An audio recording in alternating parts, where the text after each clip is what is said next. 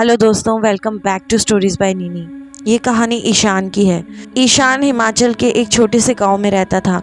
उसके गांव के आसपास घने जंगल थे और एक छोटी सी नदी भी बहती थी। ईशान बचपन से ही रात में जंगलों में घूमने वाली आत्माओं, भूतों और चुड़ैलों की कहानियां सुनते सुनते बड़ा हुआ था। एक दिन ईशान के दोस्तों ने उसे गांव की सीमा के बाहर एक पुराने सुनसान पेड़ पर जाने के लिए बोला। उसके दोस्तों ने बताया कि कई साल पहले वहाँ एक महिला की मौत हो गई थी और उसके बाद से वो चुड़ैल बन गई और वहीं पर भटकती है। अगर तुझे भूत देखना है तो हम तेरे साथ चल सकते हैं उस पेड़ तक। ईशान काफ़ी खुश हुआ क्योंकि उसे इस टाइप का एडवेंचर करने का बहुत ज़्यादा शौक था। वो अपने दोस्तों के साथ उनकी बताई हुई जगह पर पहुँच गया।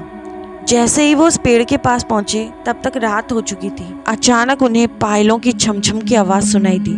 ये सुनते ही ईशान के तो सारे दोस्त वहां से भाग खड़े हुए। सिर्फ ईशान वहां रह गया। जब ईशान वहां से धीरे धीरे वापस जाने की कोशिश करने लगा तभी पेड़ के पीछे से एक भयानक चुड़ैल सामने आई, जिसके पैर उल्टे थे, बाल इतने लंबे और घने, साथ ही वो जानवरों की तरह घुर्राने जैसी आवाज़ें निकाल रही थी। उसके लंबे लंबे नाखून थे और वो किसी भेड़िए की तरह चलते हुए ईशान की तरफ आ रही थी। ईशान घबरा के वहाँ से भागने लगा, लेकिन तभी चुड़ैल ने ईशान का हाथ पकड़ लिया और वो गिड़गिड़ाने लगी और कहने लगी, बेटा मेरी मदद करो, बेटा मेरी मदद करो। ये सुनकर ईशान का दिल धक रह गया। उसे पहले तो यकीन नहीं हुआ कि चुड़ैल उससे मदद मांग रही है, लेकिन फिर ईशान ने पूछा कि आपको क्या हुआ। तब चुड़ैल ने बताया कि वो तुम्हारी ही गांव की रहने वाली जानकी देवी है और कई साल पहले उसके पति ने ही उसकी हत्या कर उसके शव को इस पेड़ के नीचे गाड़ दिया था।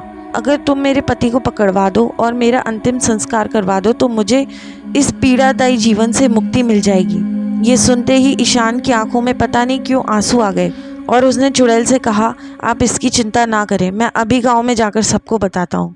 ईशान ने जैसे ये बात गांव वालों को बताई और उसके दोस्तों ने भी उसका साथ दिया। सारे गांव वाले पुलिस वालों को लेकर सीधे उस पेड़ के पास पहुंचे और वहां से उस औरत का कंकाल बरामद कर लिया गया। इसके साथ ही उसके पति को भी पुलिस पकड़कर ले गई। फिर अगले दिन गांव वालों ने एक पंडित जी को बुलाया और उस गांव में उस औरत की आत्मा की शांति के लिए पूजा पाठ करवाया।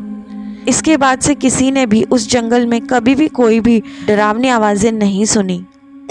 तो ये थी आज की horror story. Thank you for listening.